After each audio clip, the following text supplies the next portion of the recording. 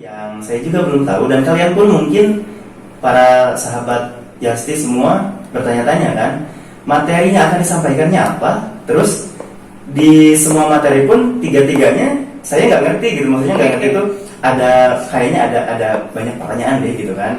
Yang pasti kalian khususnya anak-anak SMP Yasti yang jurusannya TKP otomatisasi dan tata kelola perkantoran, diharapkan langsung aja kita stay tune aja di yastiradio.net dan juga siapkan aja si kertas sama balpennya untuk mencatat materi-materi yang akan disampaikan oleh Bu Siti Zahra ini nih.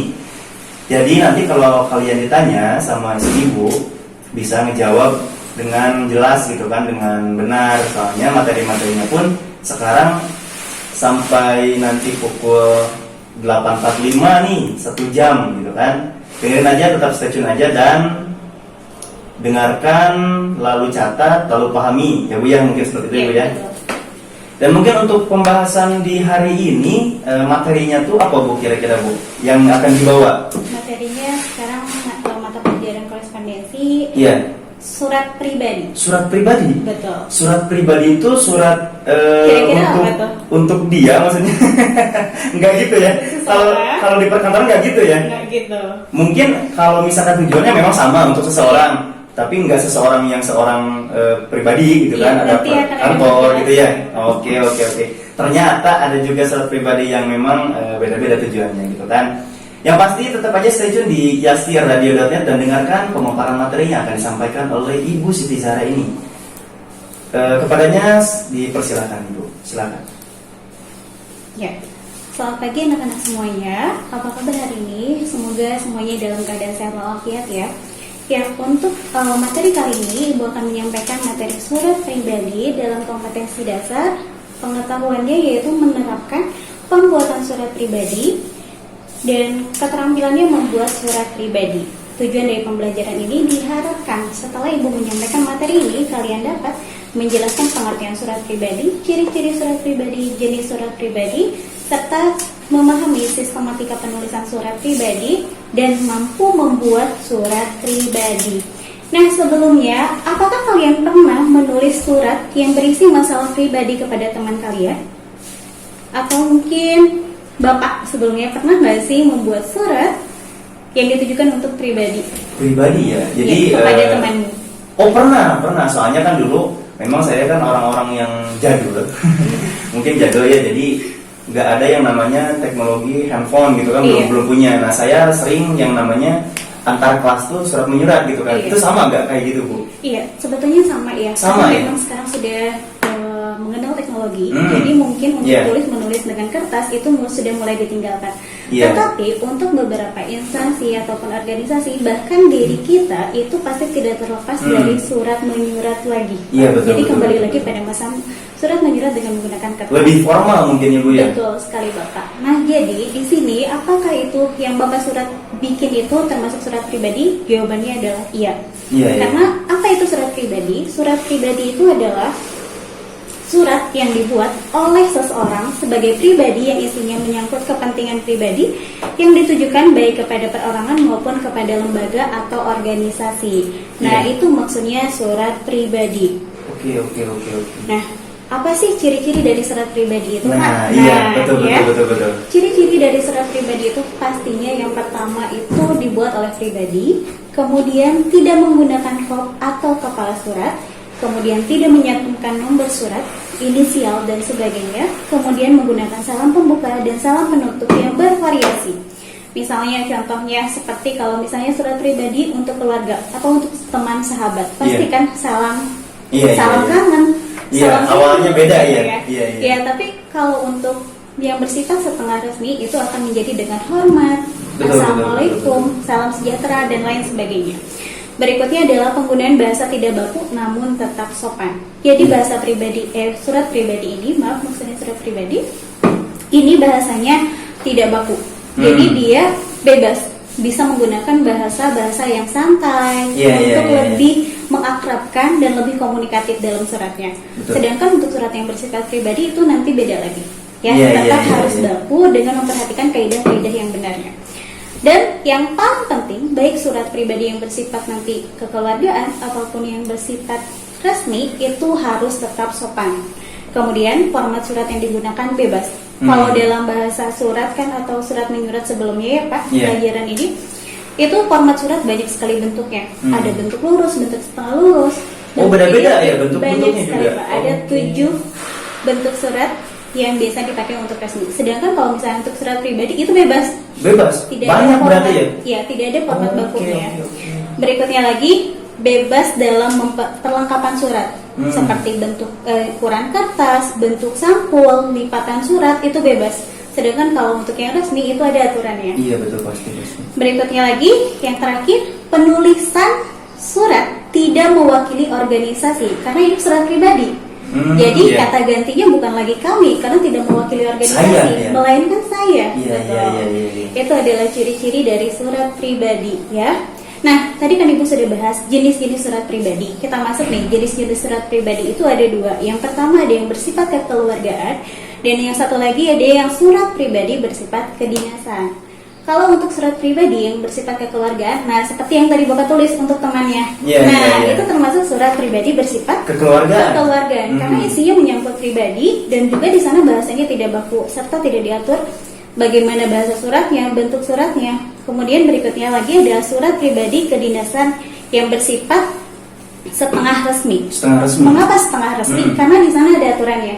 Bahasa surat yang dipakainya, kemudian bentuk suratnya harus baik, gitu ya. Dan tata cara penulisannya juga harus sopan pastinya.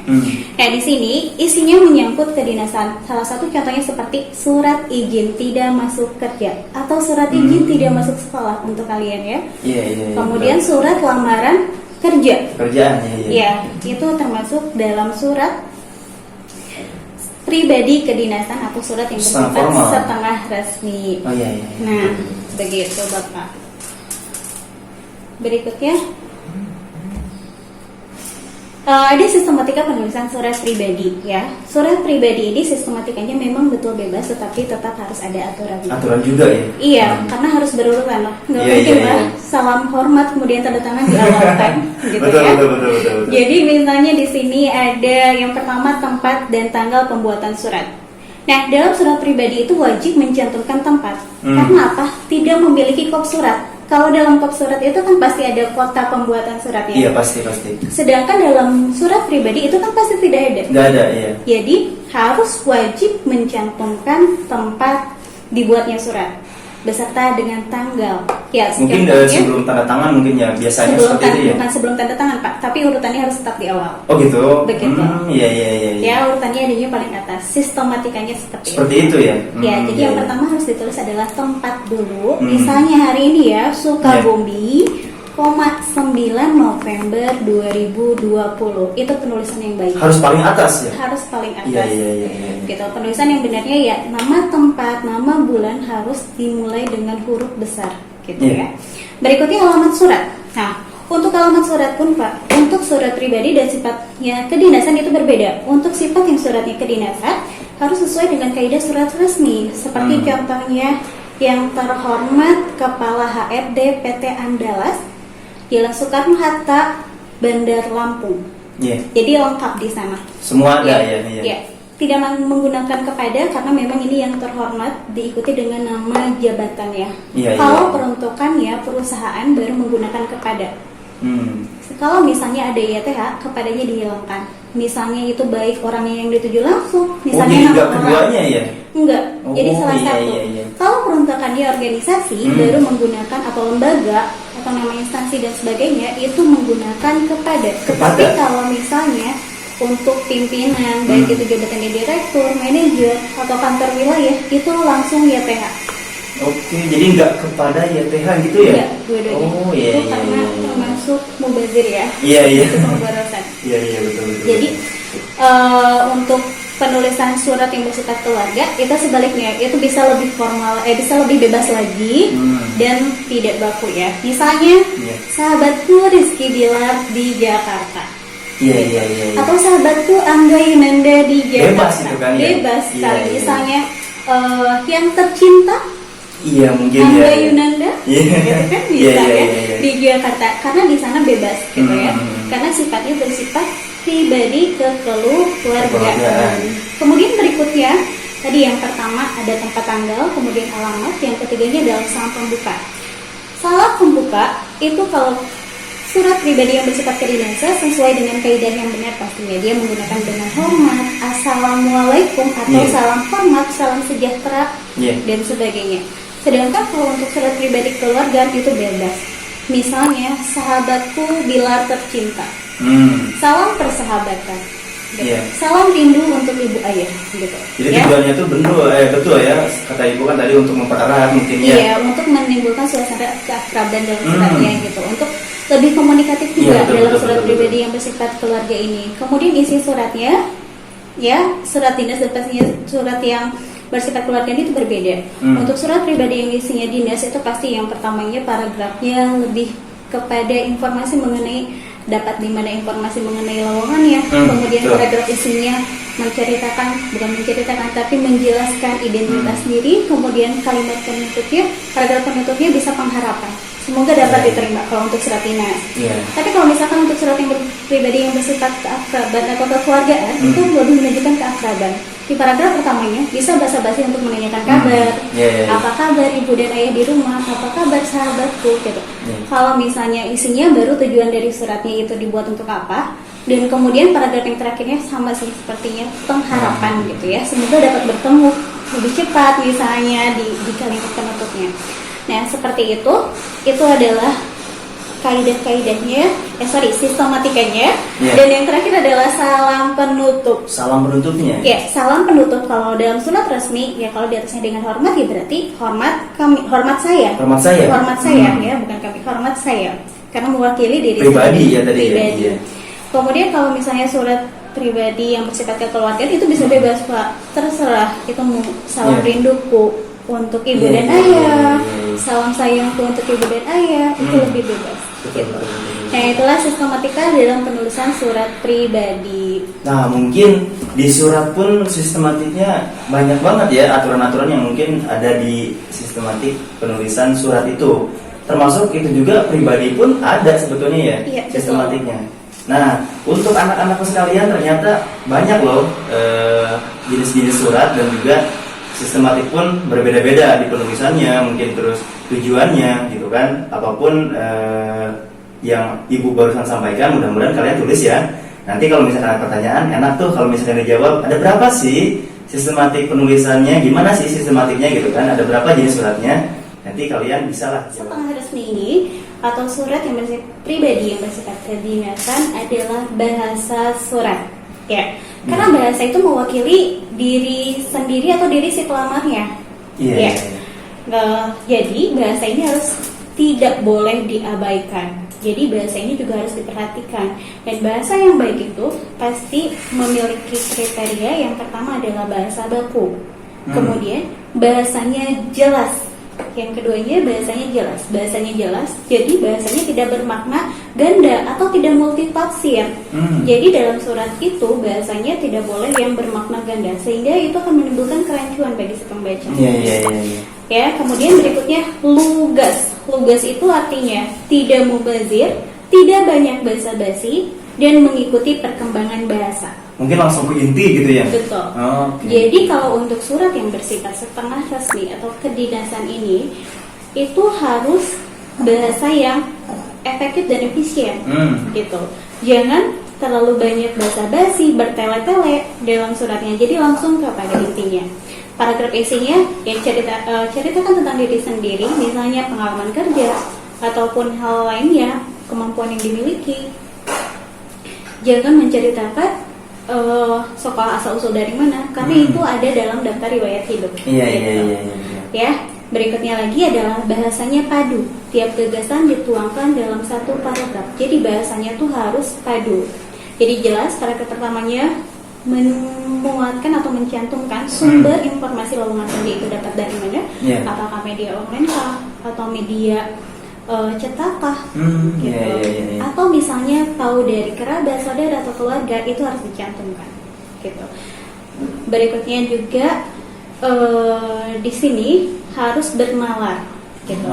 Ya, harus bernalar itu artinya harus bisa diketahui gitu ya, dinalar gitu secara bahasanya Kemudian berikutnya adalah harus menarik dan mengandung rasa bahasa. Artinya kosakata tepat, ada optimisme di sana. Jadi saya berharap, gitu kan, perusahaan Bapak dapat menerima. Kan di sana ada optimisme, ya. Tapi jangan sampai memelas. Iya, memohon gitu ya. Kami mohon, saya mohon dengan sangat, perusahaan Bapak dapat menerima saya gitu. Mohon sekali gitu. Sekali lagi saya memohon gitu ya. Enggak kayak gitu juga sama dia. Tidak boleh seperti itu. Enggak boleh. Ya. Iya. Nah, jadi pengungkapan rasanya harus yang betul-betul tepat gitu. Jangan sampai mengungkapkan hal-hal yang tidak dalam bahasa. Itu adalah kriteria bahasa dalam surat pribadi kedinasan atau yang bersifat setengah resmi. Iya. Begitu, ya. Baik, selanjutnya saya akan bahas mengenai jenis-jenis surat yang tidak resmi. Itu ada 2 ya Pak ya? Ada 2? Tidak resmi. Surat yang bersifat resmi dalam surat pribadi kedinasan, yang pertama adalah menulis surat izin tidak masuk kerja. Nah, iya. surat masuk izin tidak masuk kerja ini merupakan sarana yang digunakan oleh pegawai untuk menyampaikan ketidakhadirannya dengan menggunakan surat izin tidak masuk kerja, sama seperti menulis surat pribadi pada umumnya. Ya. Jadi di sana yang menulisnya adalah pribadi, tetapi ditujukannya untuk organisasi atau lembaga yang ditujunya. Betul. Iya. Jadi makanya surat izin tidak masuk kerja ini termasuk sifat yang bersifat setengah resmi atau surat kedinasan, dan karena peruntukan untuk perusahaan. Untuk perusahaan ya. Nah, di sini berikutnya lagi yang kedua ada menulis surat lamaran kerja. Ya, surat lamaran kerja adalah surat yang dibuat dan dikirimkan seseorang atau pelamar yang ditujukan kepada instansi atau perusahaan untuk mendapatkan pekerjaan atau menduduki jabatan tertentu di instansi atau perusahaan tersebut. Nah, biasanya ini setelah sekolah ya Pak, langsung membuat surat lamaran kerja. Iya. Nah, untuk jurusan OTKPD harusnya dalam membuat surat lamaran pekerjaan lebih bagus ya, lebih bagus. Dan karena juga belajar lebih dari kelas mengerti 10. ya. Iya, karena belajar dari kelas 10 seharusnya. Makanya tuh dengerin tuh. Oke. Berikutnya gimana sih cara membuatnya atau bagaimana cara membuat surat lamaran kerja? Ya, sistematikanya tidak jauh berbeda dengan yang tadi. Yang pasti ada 9 sistematika. Yang pertama tadi harus menuliskan tempat dan tanggal pembuatan surat. Kemudian berikutnya adalah alamat surat, gitu ya. Kemudian setelah itu ada alamat tujuan surat yang hendak dituju. Kemudian ada perihal, ada salam pembuka, ada paragraf pembuka, paragraf isi, paragraf penutup, salam penutup, dan yang terakhir adalah nama pengirim dan nama jelas. Nama pengirim dan tanda tangan. Iya. Nah, di sini hal-hal yang harus diperhatikan saat menulis surat lamaran, yang pertama yaitu menyebutkan sumber lamaran seperti dari media cetaka atau media online atau referensi pihak tertentu. Iya. Berikutnya lagi menyebutkan identitas, dimulai dari nama lengkap, tempat tanggal lahir, status perkawinan, alamat, telepon, dan email. Gitu. Karena untuk saat ini kan kebanyakan konfirmasi atau informasi balasannya itu melalui media, gitu ya, atau melalui email. Nggak langsung surat lagi ya? Jarang surat lagi gitu. Karena informasi penolakannya atau penerimaannya itu makanya harus mencantumkan salah satunya mungkin ataupun kebanyakannya ya, apakah itu email, nomor handphone, nomor WA misalnya. Nomor handphone, nomor WA yang aktif pastinya. Iya, betul. Berikutnya adalah posisi yang dikehendaki perusahaan. Kemudian ada lagi riwayat pendidikan. Dan berikutnya adalah pendidikan formal dari mulai jenjang SD sampai dengan perguruan tinggi.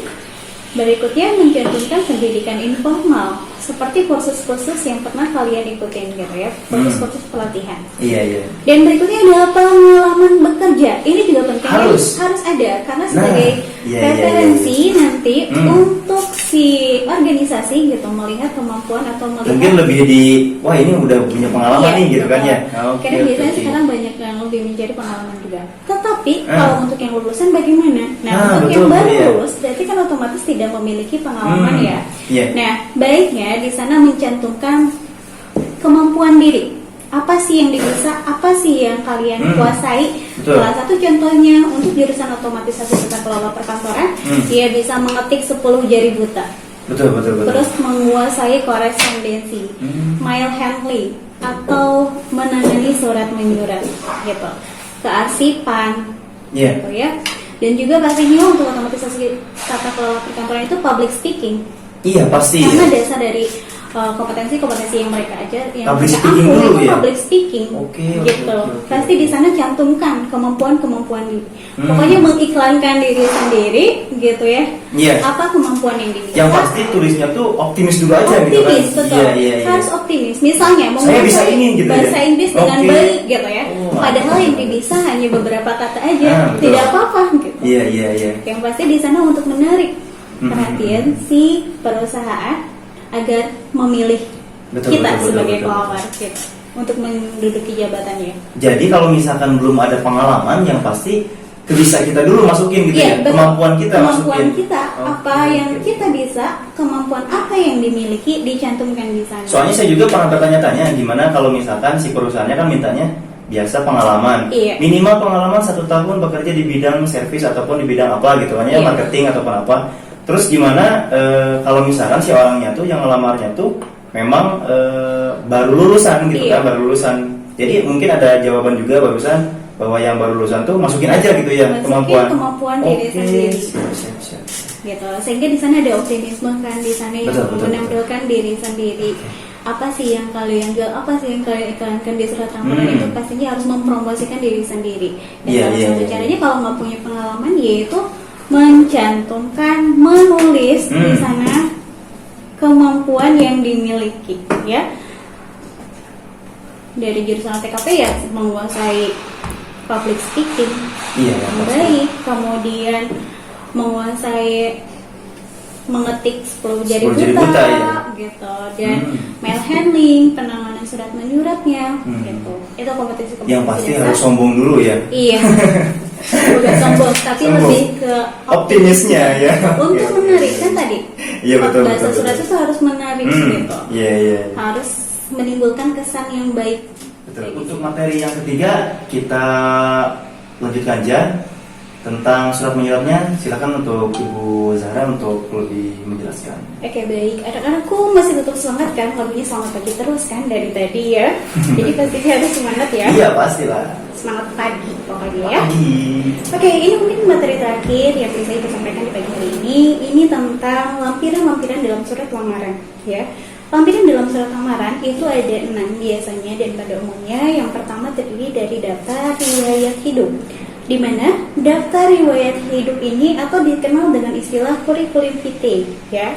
Dalam daftar riwayat hidup ini meliputi yang pertama data pribadi, mulai dari nama lengkap, tempat tanggal lahir, status perkawinan, alamat, telepon, dan juga email. Kemudian riwayat pendidikan itu ada 2, ada pendidikan formal dan juga ada pendidikan informal. Pendidikan formal itu mulai dari jenjang SD, SMP, SMA atau SMK, dan perguruan tinggi. Sedangkan pendidikan informal itu pendidikan yang biasanya kalian dapat dari kursus-kursus pelatihan, ya. Kemudian berikutnya adalah pengalaman bekerja. Nah, sama halnya seperti tadi surat lamaran ya. Dalam daftar riwayat hidup pun kalau kalian tidak memiliki pengalaman bekerja, bisa dimuatkan kemampuan-kemampuan yang kalian miliki. Jurusan OTKP banyak sekali, salah satu diantaranya yang mail handling, menangani surat menyurat, kemudian public speaking, kemudian yang menjadi ciri khas dari jurusan otomatisasi tata kelola perkantoran itu adalah mengetik 10 jari buta, ya. Jadi kalian bisa memuatkan semua keterampilan yang kalian dapat selama masa kalian sekolah di SMK ini. Nah, berikutnya lagi adalah keterangan lain yang penting untuk disampaikan. Dan yang kelima itu referensi. Referensi itu apa? Referensi itu ya jika pelamar pernah bekerja, kemudian dia dapat menunjukkan nama orang sebagai referensinya, gitu. Atau misalkan kalian bisa menyebutkan untuk sekarang bisa menyebutkan nama kepala sekolah kalian atau nama juga ketua program kalian gitu. Intinya orang yang menunjukkan sebagai referensinya gitu. Iya. Nah, begitu Bapak untuk materinya. Siap, itu dia materi yang telah disampaikan dari Ibu Siti Zahra ya mengenai surat menyurat. Ternyata banyak sekali dari tadi, dari awal sampai dengan akhir segmen pertemuan dengan Ibu Siti ini, ternyata banyak sekali loh materi-materi tentang apapun ilmu-ilmu yang harus diambil dari Ibu Siti ini mengenai surat menyurat. Ternyata nggak segampang itu untuk bikin surat ya. Ada juga teknik-teknik dan juga runtutan-runtutan mungkin ya Bu ya, di surat menyurat ini. Ada sistematikanya. Sistematikanya itu dia, sistematika penulisan suratnya. Dan untuk sahabat Yasti dimanapun kalian berada, dan khususnya untuk para siswa-siswi SMK Yasti, khususnya PTKP, nanti di lain waktu Ibu Siti Zahra ini kita undang lagi ke sini untuk menyampaikan materi-materi yang mengenai OTKP-nya ya, yang pasti. Dan Ibu Siti Zahra di akhir segmen ini bersama Ibu sampai dengan sekarang ya pukul 8.45 sebetulnya. Terima kasih Ibu sudah bisa hadir di yastiradio.net ini dan sudah menyampaikan ilmu-ilmu dan pemaparan materi yang sangat jelas yang akan ditulis ataupun didengarkan oleh anak-anak siswa SMK Yasti khususnya di jurusan OTKP Ibu di rumahnya. Mudah-mudahan bisa bermanfaat untuk kalian para pendengar sahabat Yasti dan juga khususnya untuk anak-anak. Mudah-mudahan Ibu selalu ada dalam kesehatan dan juga mudah-mudahan di lain waktu kita bisa mengobrol lagi di sini dan juga bisa menyampaikan materi-materi yang akan Ibu sampaikan ke anak-anak nantinya Ibu ya. Mudah-mudahan kita selalu dalam lindungan Allah Subhanahu wa taala. Mungkin ada ucapan untuk anak-anak ataupun apa Ibu dari Ibu?